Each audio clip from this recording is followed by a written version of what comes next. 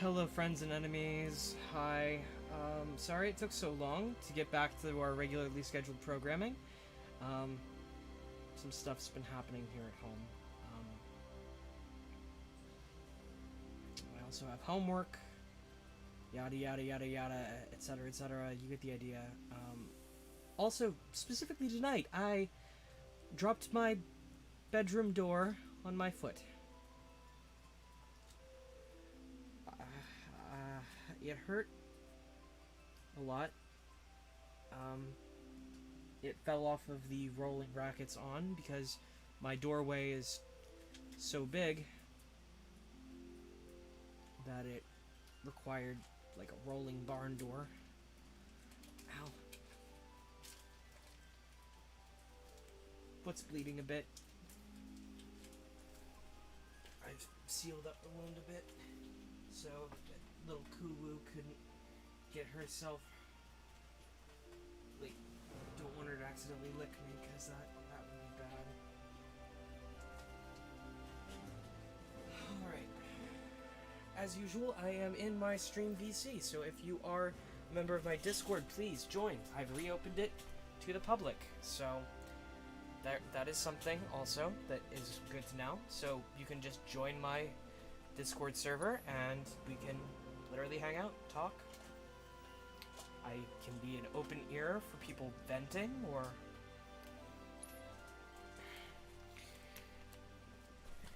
if you need to talk about your day, I am an open ear for that.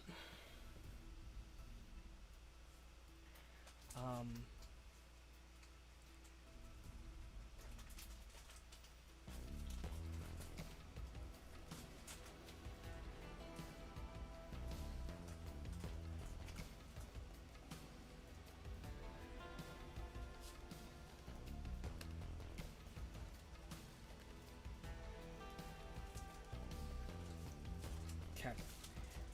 So where we last left off, I was having issues with my stream, constantly rebooting. So give me just a moment. At Stream Watchers, I am streaming now, twitch.tv /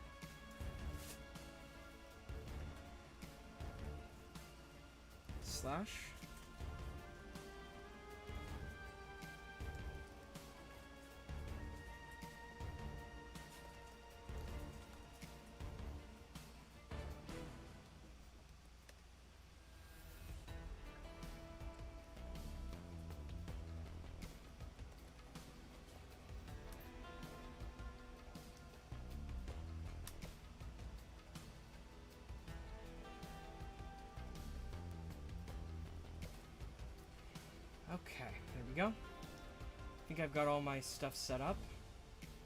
Okay, voice sync is working. Check, check. Mic, check. Okay, we're good to go.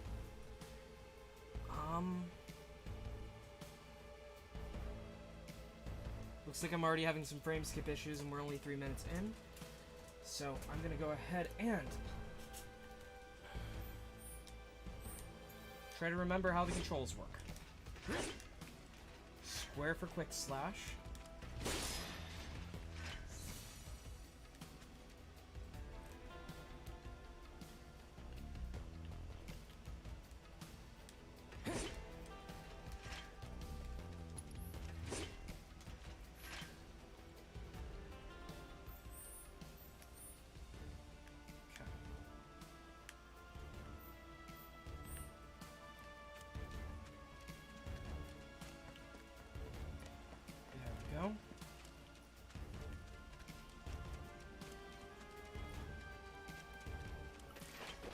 Try to stay behind you. That way I can cover your back. Get him! I'm coming! Here it comes! One more shot!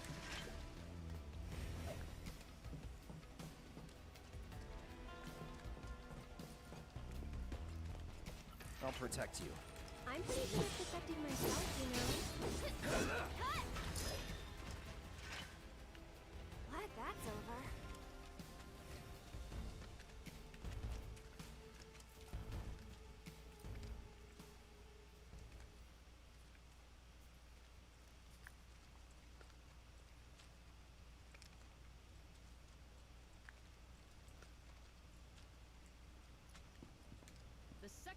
Undercity specialty meatballs.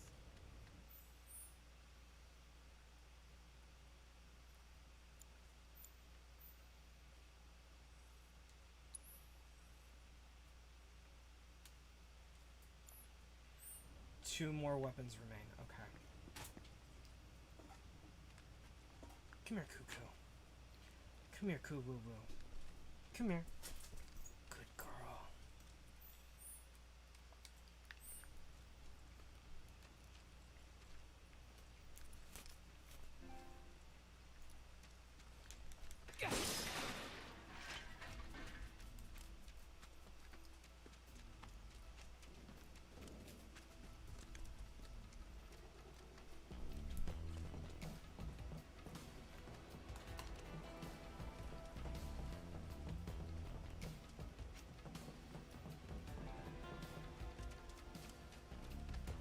Let's actually pause all the downloads real quick, because I'm not wanting any more frame skips than I have to have.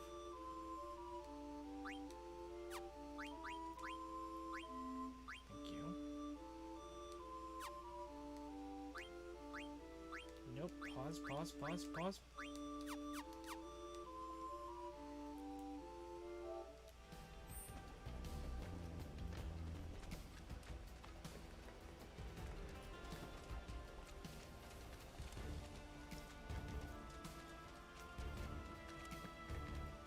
Man, come on.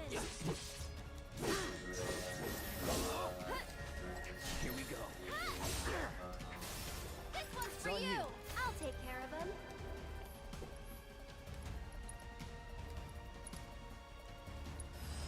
Allow me.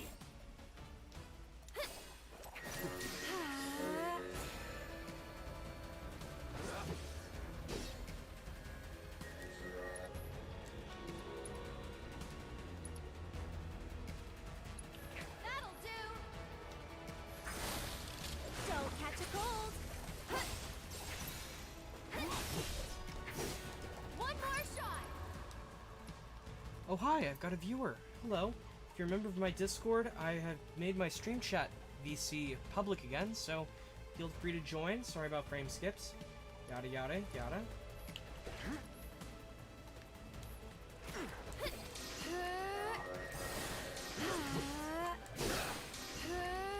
Yoo-hoo! This one's for you!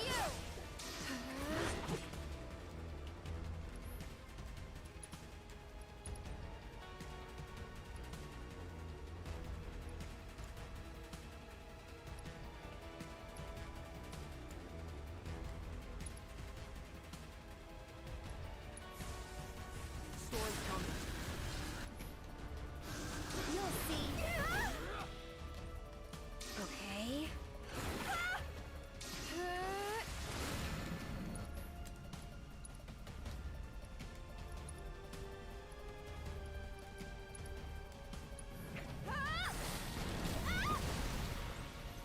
Just a bit. Why don't you lead the way? Taking over.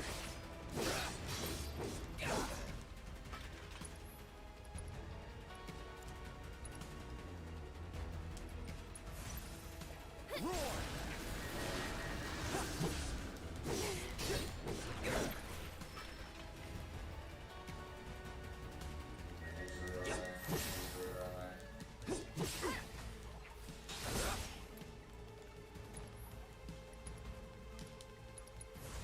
Storm's coming.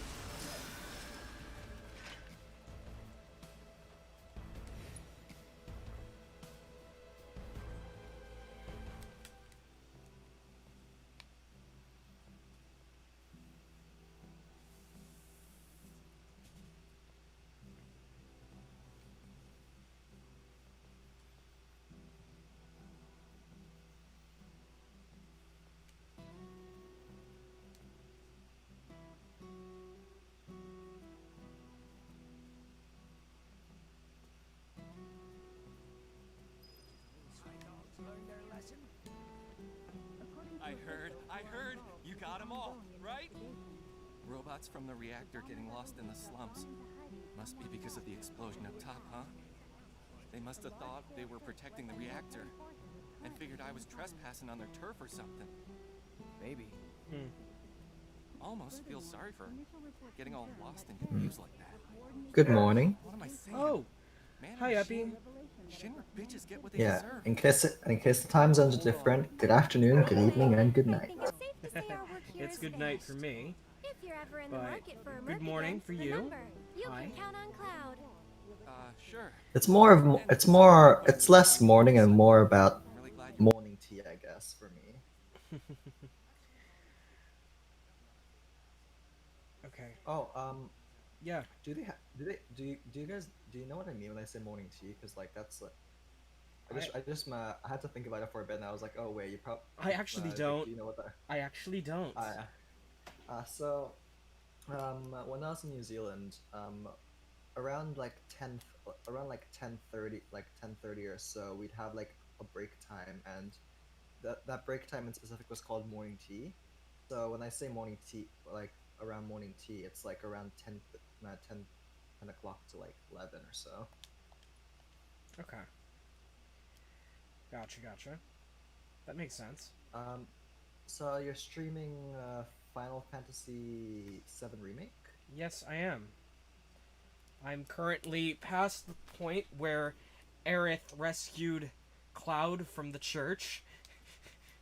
Because, let's face it, it is kind of Aerith's fault that we got out of the mess that apparently she created. I don't know the story of Final Fantasy VII that well, so it's like, it looks like it might be her fault, but she got us out of it, so I'm not really judging. From what I remember correctly, Final Fantasy VII Remake does not remake the original story of Final Fantasy VII. Well, from what I was told, it is like taking the stuff that was going on in the background of Final Fantasy VII extended universe stuff, so like the sequel games and the spin-off games and the prequel game and the movie, and then shoving it all into one coherent timeline where it seems like it all happened at once. And then No, from what I remember correctly, it's basically like, oh, instead of this, what happens later on is like, instead of this event that happened in the original game, this event happens instead. It's about changing fate or so. yeah, kind of. That's what From I what was told. recall. That's what I was told. So yeah, you said it better than I did.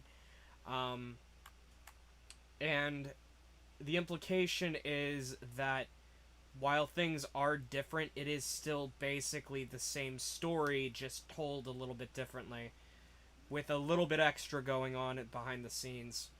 And we're getting a peek behind the curtain earlier as well. I'm not entirely sure how to process that, if I have to be honest, like as a remake, because like something is always going to be someone else's first, so it's just like it's kind of like it's like presupposing that you're already like aware of like the original game. That is fair. Which isn't to say that you can't enjoy it without knowing the original game, but it's clearly meant to be consumed by people who've already consumed the original game. It's like an explicit derivative of sorts. That is true. I mean, so I find that to be a bit like, oh, huh. It is a little interesting, because, like, okay, so the furthest I got in the original was falling into the church that Aerith was looking after. And then, all of a sudden... Hang on. Shop. From what I can tell, at the very least, though, they at least properly characterize Cloud in this game compared to some of the extended media that features him. That's also something I've been told as well. Like Cloud is the total drinks respect women juice himbo that I always imagined him to be in this. But at the same time, what? He's not really a himbo, though. Okay, walk me through it. Like, explain the take. Because I'm not. Oh, well, my interpretation of himbo is that it basically goes through like three different qualifications. One, they are large. Two, they are handsome, like hot, and three, they are also stupid. Well, the handsome and stupid, he's got both in spades. Yeah, but he's not really that large or anything. He's just kind of like he's even relatively skinny. He swings around giant So that's- swords, though. Yeah, but anime characters have the arm strength of like titanium, so it doesn't really count. Okay, yeah, that is fair. That is fair. I didn't think about it like that. Okay, leather bracer, titanium bangle. Okay. Okay. Double check these. But yeah, I wanted to try. I was considering buying this game, but then I downloaded the demo. Uh-huh. And? And when it comes to me, I'm very much obsessed with kinesthetics, if that makes sense. Okay. I like the feeling of moving around and like the responsiveness of like how like things feel, and I wasn't really a fan of and this is something in general. I'm not really a fan of the whole of the combat in the way like you're holding down the button as opposed to just like pressing it. Okay. I actually agree. I actually have it set to classic, so when I get bored of playing it the way it's supposed to, I can just do the active time battle pausing. So is it like turn-based in that way? Sort of. Like, okay, so classic mode doesn't turn it completely turn-based. What it does is it pauses the active time battle function. Like, I think it's similar to the other modes in that it gives you time to pick which moves you're going to do, but hang on. Let me see if I can actually find... Because I know there's something in the system settings. Yeah, Battle that was settings. the same problem that I had when I tried playing Final Fantasy 15. Was it 15? Yeah. Yeah. Final Fantasy 15. I did not enjoy the kinesthetics of it either. So Well, it's not really a matter of it being terrible. It's the fact that it's not for me. Like if I had to pick, I would rather we have turn-based combat. Okay. So classic. The player-controlled character attacks and defends automatically, allowing you to focus entirely on executing commands. It is effectively the same as easy, except for the attack and defend commands are automated for you.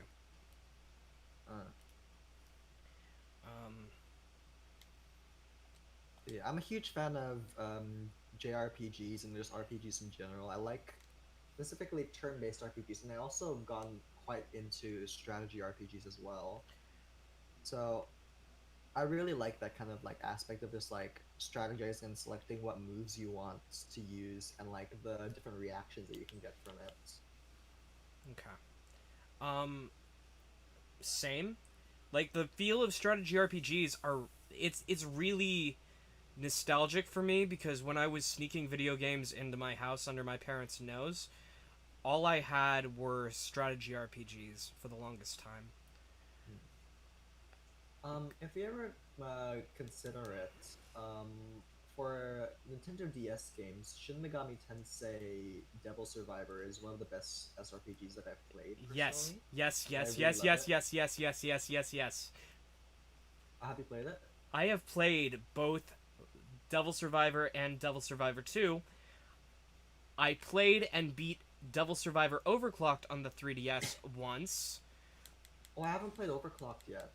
Should I not consider that? Because I have a 3DS as well. It's almost fully voiced, not fully voiced, but like almost fully voiced. So there is that going for it. And then on the other end, you've got the additional day where you didn't fully solve the problem and you actually have to fight one additional final boss basically on the last day, depending on which route you chose. Which game do you personally prefer? Between In terms of, like, the first and the second game. between the first and second, I would have to say before the ports, it would be the first, but after the ports, I would have to say the second, because the second adds basically an entirely separate game on top of it in the 3DS remake. So you can Yeah. choose the Because my problem, I like both of them. It's just that I find that the first game's a lot more fulfilling and like, I guess, I'm not sure if balance is the right word. Like like when it comes to like my experience playing it, it's more like it's more of a consistent ride to say for me.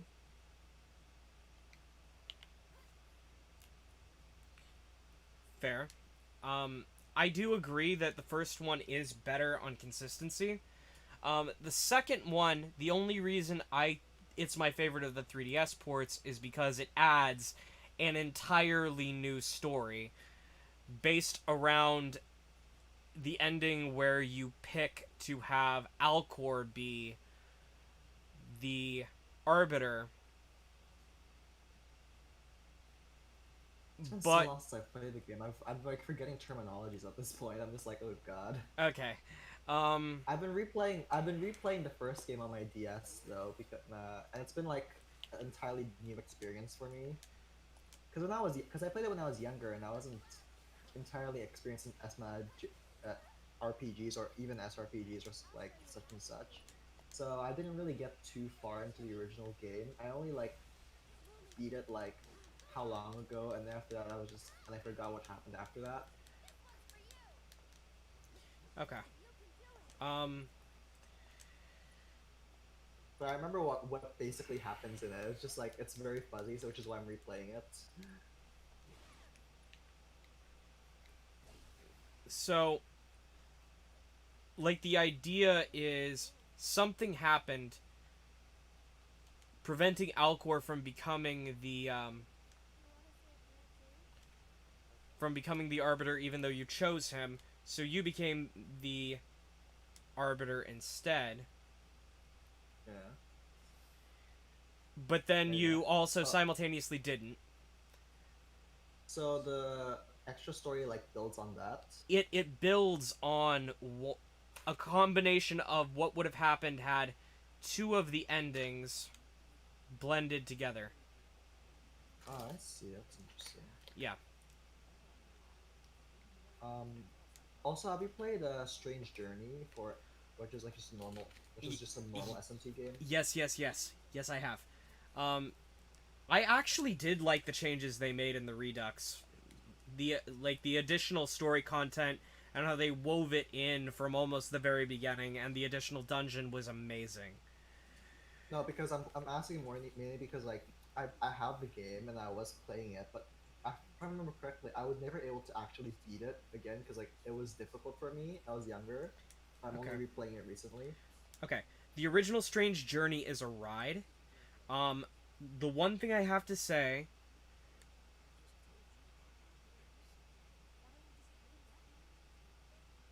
Okay.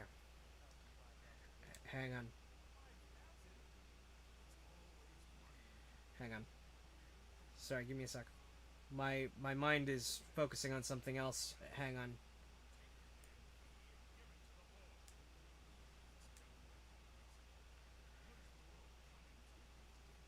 Sorry. The old guy was being kind of depressing. There we go. Now I wish I could just hit cross and skip dialogue, but okay. Anyway, where I was going with that is the press turn system in Strange Journey is slightly different because of the chance of doing combo attacks with people in your team of the same alignment as you. So it was one of those things where I wasn't used to it. It was a unique mechanic to Strange Journey that they never brought back in any subsequent games. Kind of like how in Shin Megami Tensei which if ever you get to play the translated ROMs of, it's actually pretty good. I'm thinking about buying SMT Nocturne HD because I've never played Nocturne before. Okay. I never played Nocturne before, and I'm loving it. Like, a lot. So, like, I did several days in a row where I was just streaming Nocturne. And it was nice. I finally figured out how to beat the Matador. So my intro to Nocturne was, I was like, oh, that's a fun game. Can I play? To one of my older extended family members. He said, sure. And then he handed me the controller at the Matador fight without telling me how to do anything. So I knew something like an older sibling would do. Yeah, except it was like an older cousin, like several sections of family removed from me. But from there,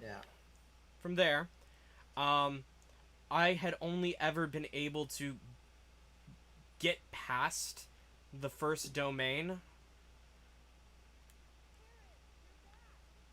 Yeah. Which is a micro dungeon at the start.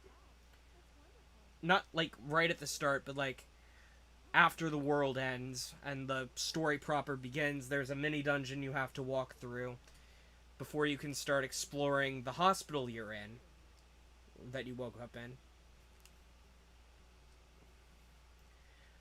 But yeah, let's see, from there, I'm trying to think. But yeah, like, I would always get stuck, I would always just die right off the bat. I didn't change the difficulty this time around, and I think part of my problem was the old user interface for the PS2 version was absolutely horrible. Really? Yeah. Okay. But yeah,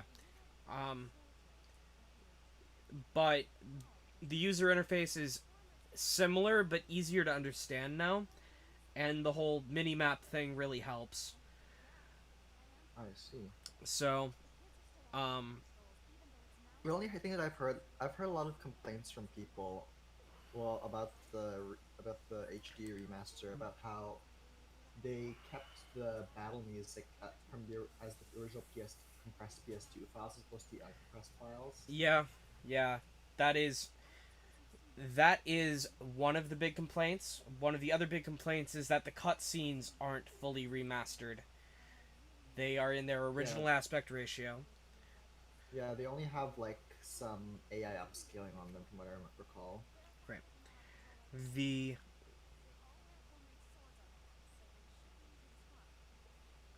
Right. Oh yeah, and there's also, at the very least, the Maniacs version's coming to the West officially for the first time. I mean, it's already out. It's a DLC option. No, I mean like, but no, the original is like Dante. The original in the West is Dante, but then in the Maniacs version, they added like Raido Kuzunoha instead. Okay. So like the original, or like the original story, the one that was supposed to be told after they finalized the story. Okay. Yeah, I know vaguely about the different endings and the different reasons, which is why I'm so interested, because SMT has always been far more concerned with the questions of like morality and such compared to Persona. Yeah. Like, okay. So walking through it,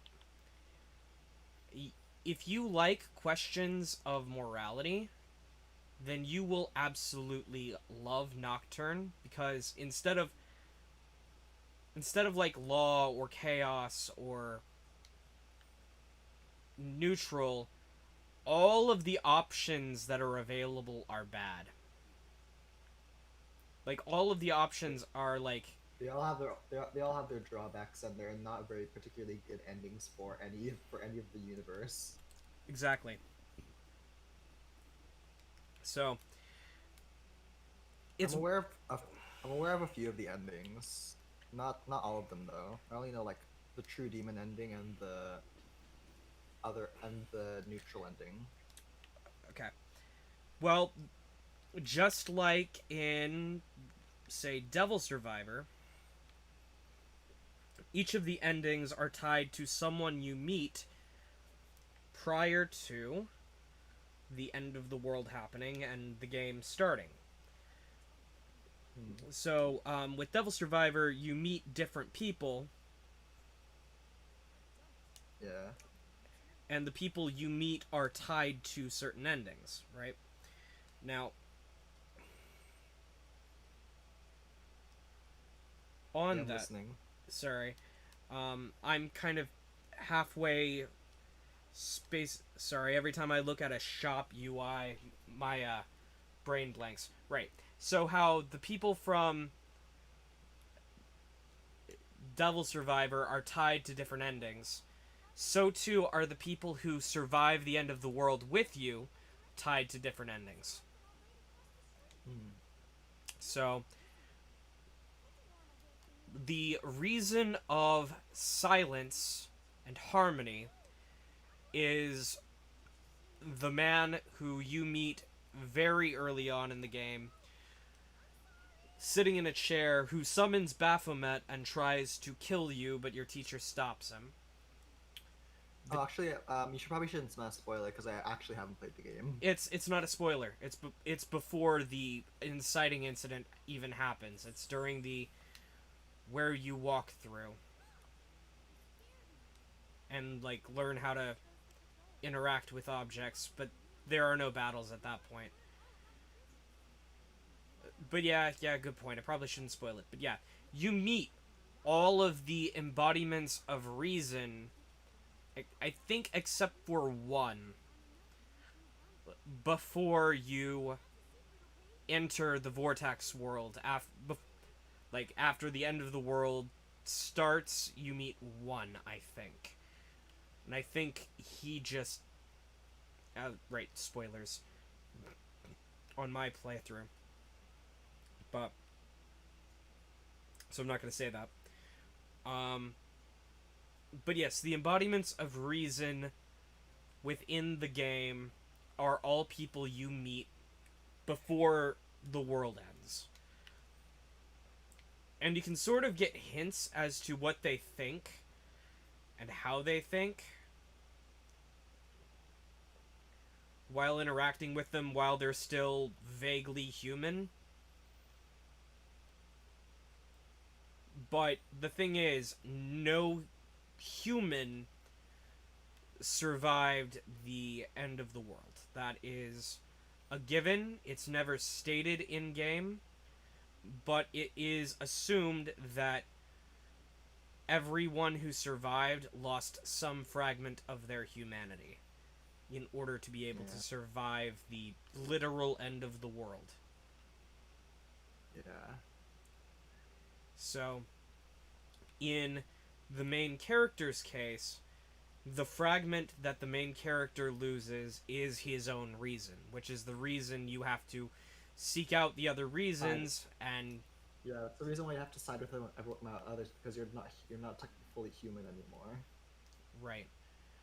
So you But can have a reason of your own. it's because you're a demon now, and demons aren't allowed to have a reason.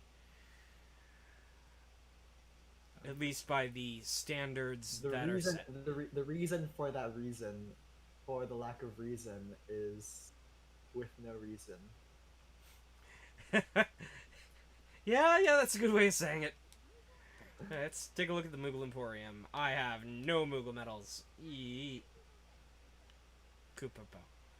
Okay, I remember I was planning on playing KH3, but then after that I got really turned off again by the kinesthetics. But this time it's more along the lines of just like, it's very floaty.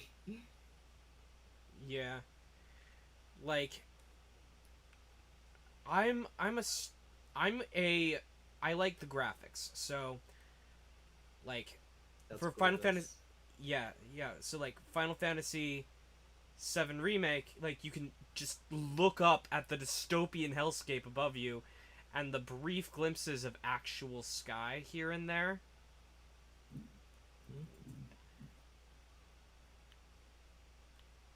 and Yeah. that is it's like looking at a I don't remember what the art movement was where they focused on creating feeling of the sublime within something relatively mundane. I don't remember what it was called. It was surrealism. That's it. Um, But,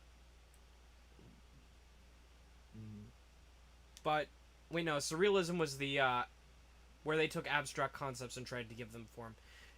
I don't remember what the art movement's name is now. Never mind. Oops. But anyway, it's like that, except I like the graphic design, like the world of this game as it stands. Like even back during the PlayStation 1 era, the world was, for the hardware it was on, fairly detailed and easy to walk around, understand the connections and stuff. So the minute I started playing this, I was like, okay, I see how this connects, and OMG, this looks amazing. And they literally built I an think it's about. I think it's the art. I think the art direction is very strong on it. yes, the art direction on this is very strong. Um,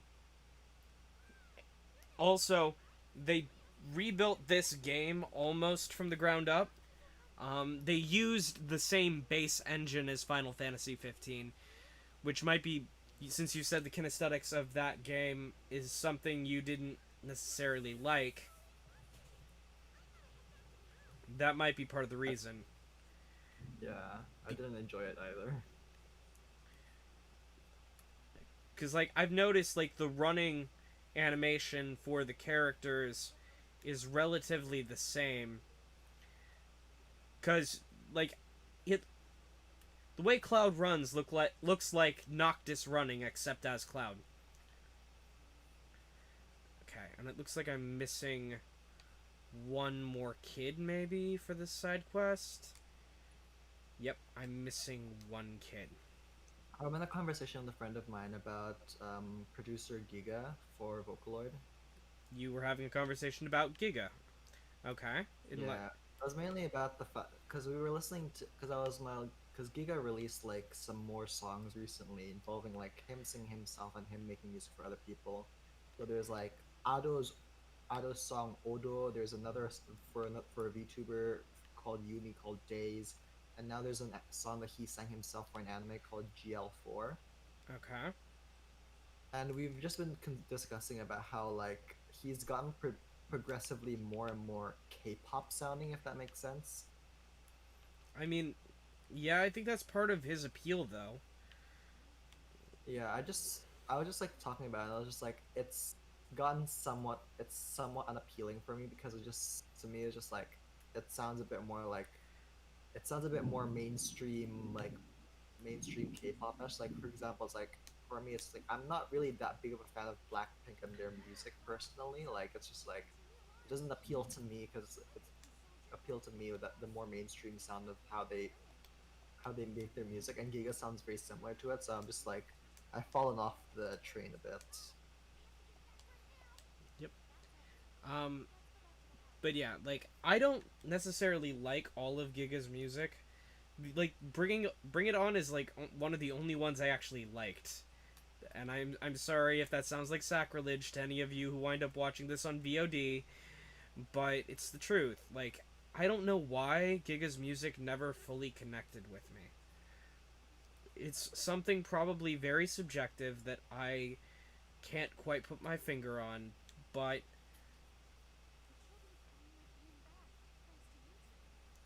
Bring It On's one of his stronger songs, and I'll say what I think when I listen to it, I think that it is in the in between point between what his older music sounded like with and what his current music sounds like. It's that very nice in between spot, which I appreciate. yeah.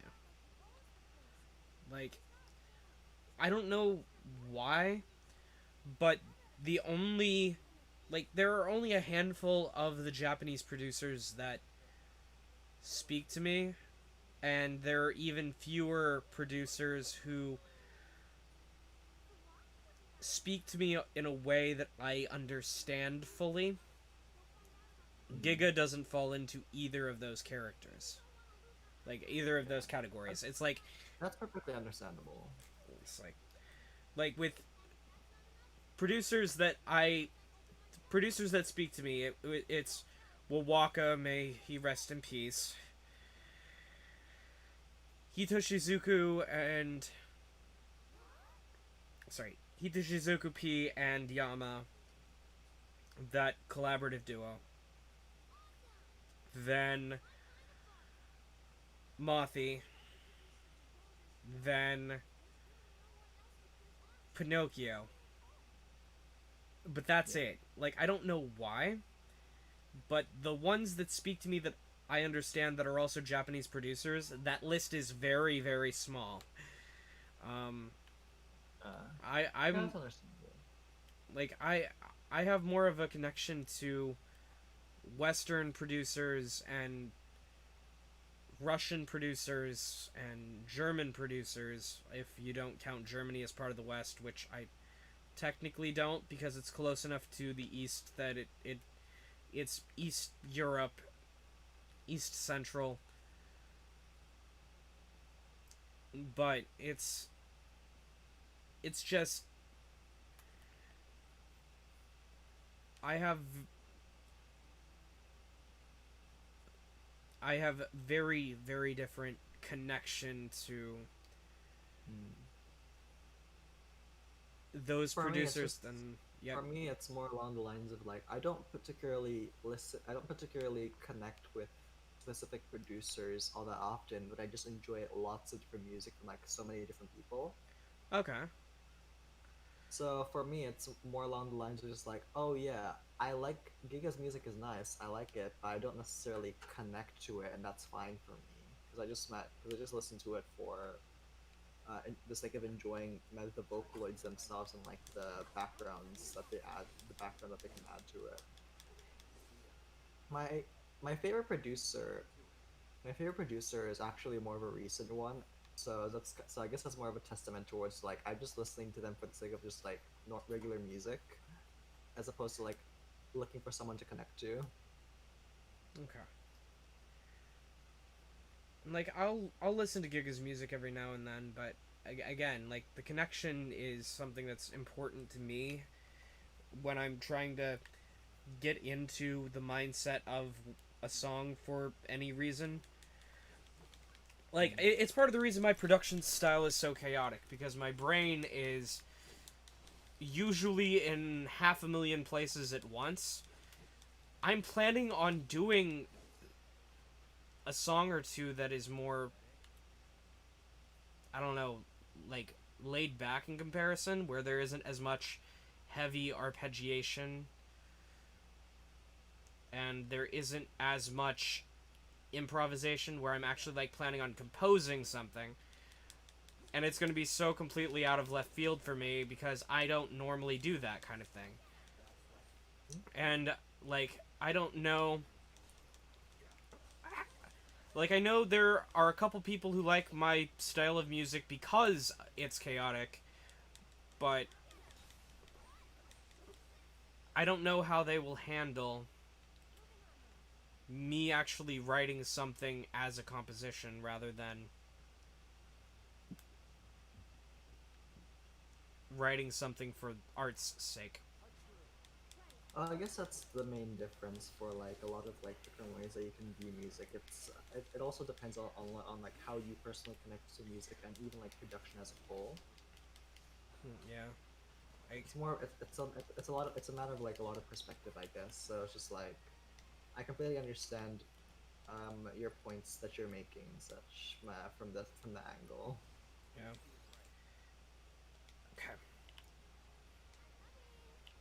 Okay.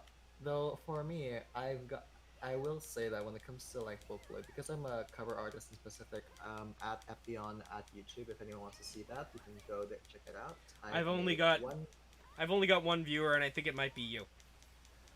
If you're watching. No, exit it out. Okay. So yes, Epion. Go ahead and plug. Yes, so I am Epion at EPIAEON Epion channel on YouTube. I have made the cover that is probably going to hit 1 million views by the end of the year, hopefully. Patrick Staccato featuring almost every single Miku voice bank. But yeah, when it comes to Vocaloid, at this point I've gone to a point where it's just like a lot of the music that I'm doing is just I'm just scouting out work opportunities. If that makes sense. Yeah, yeah, it makes sense. Yeah, I'm scouting a lot of songs when I look them up. I'm scouting out my like possible possibilities essentially. I'm looking I look up a song and I'm thinking, what's the potential for me to be able to cover this? I listen to it. I think this voice bank could probably work well with it. Does it particularly fit my aesthetics? Yes, it does. Will this song be that popular or not? That's a very good question, but that last question is like slightly less on my priorities. Yeah. But yeah, overall, I'm always just whenever I'm listening to vocal and music now, I'm just constantly assessing it as a potential like thing that I could work on. Okay. So I guess that makes me slightly less. So I guess that makes me like slightly less genuine when it comes to listening to music, vocal music. If that makes sense. No, Maybe no. possibly. Actually, there is a debate amongst all art and all music, whether or not being genuine is tied to looking at it from an artistic perspective or looking at it from a financial perspective. But the thing I've been learning the last few years is you have to do both, and I have not been doing both. It's part of the Yeah, it's part of the reason. it's part of the reason that I despite my Twitter following, I have fewer subscribers to my YouTube channel than I have followers on Twitter, and fewer subscribers to my YouTube channel than I have people actually commenting on my music on various platforms. But at the same time, nobody buys my music on Bandcamp. It's because I don't market myself well, and that is literally my It seems weakest point. it Because seems like the gods are weeping at your situation currently because I just heard a very large thunder strike the I sky wouldn't is rumbling currently. I wouldn't be surprised, but where I'm at, it's currently raining too. It's always raining somewhere else. Um, But yeah, so overall it's just it's a debate over.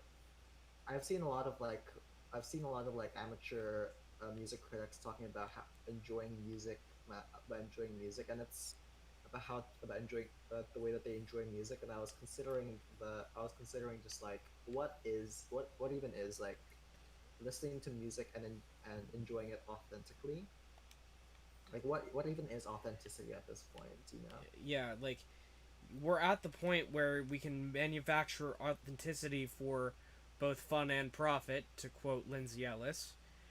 Ah yes, I when you were saying that when you were saying manufactured authenticity, I immediately thought about that video. Yeah, it's like, and I can't do any of that.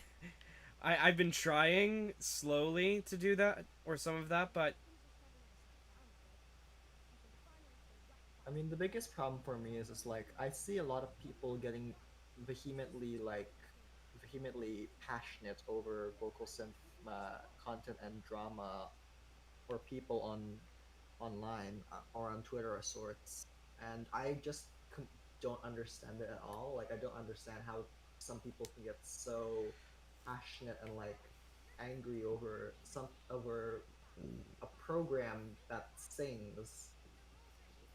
I just completely like befuddles my mind because I just see it as just like I just see it for like what it is, just like it's just music. But, like I don't see it as anything particularly deep or anything like that. So it's just like, am I really that qualified as of a person to like criticize or like even make stuff around this content when it's like I myself am not really passionate in the same way that other people are. okay. Yeah, So it's just a debate. I see what you're saying. Yeah. Hang on. This is I mean, really... yeah. Sorry, Yeah. sorry. I'll just continue ranting while you do that. No. We're at the... It's... It's... It's currently having me do a mini game called Whack-a-Box. Uh, that's not the only boss I'd like to whack. Horny Jail. I wish I had a VC for, like, called that, but no, I don't. Yeah, it's just somewhat confusing when some people get so passionate over something, since I just don't understand how people do that. I don't... So sometimes I get a bit self-conscious whenever people talk about how much they love like one particular thing, and I just don't understand how that's possible. I generally don't understand people at all. And part of the joy of being a part of the Vocaloid fandom is now I actually have people who understand a lot of what I've gone through and a lot of what I could be saying. Like, some of what I say still falls on deaf ears, it's true, but at the same time, like, sometimes people actually do understand, which is an improvement. Give me a moment. I'm almost done. The minigame ends in less than a second. There we go. Time's up. Okay, confirm. I made lots of good friends. We've all made a lot of good friends throughout our time in the vocal synth community, and I'm very grateful for it. Yep. Though it's sometimes a bit, though even for me, it's a bit confusing, which is like, I don't understand. And I don't know if it's necessarily just me being socially inept, or if it's partially because of the autism, or a combination of all those factors, or if it's just completely normal, you know? For me, it's a combination. It's just something I ponder about, yeah? Yeah. For me, it's a combination of all those factors. Like, I'm passionate about things, but how I express that passion is different slightly than how most people expect passion to be expressed. So it's like, I don't... Like, sometimes, even among people who would normally understand, my words just don't quite sink in. And I've noticed that, and it's more my own inability to communicate is influenced both by my own little subset of what autistic symptoms I express, and also my general inability to carry on a proper conversation without getting distracted. I like you know how much I talk, right? Part of that is me also trying to process my own thoughts. Because... And it's a bit hard for me to also be engaged in that conversation, because I feel like I'm also in a similar situation where I'm also trying to talk a lot. Right, and you're not. In fact, you and I talking, it's actually one of the few... Like, you are one of the only people that I can talk to and have a conversation with, and I do apologize for getting distracted by the game so much, which, by the way, No, it's fine. I would be as well. On a separate note, ladies, gentlemen, everyone in between, everyone exempt, everyone floating violently between the extremes, be safe, be well. Have a good night. Thank you for joining me for this 55-minute stream. I'm going to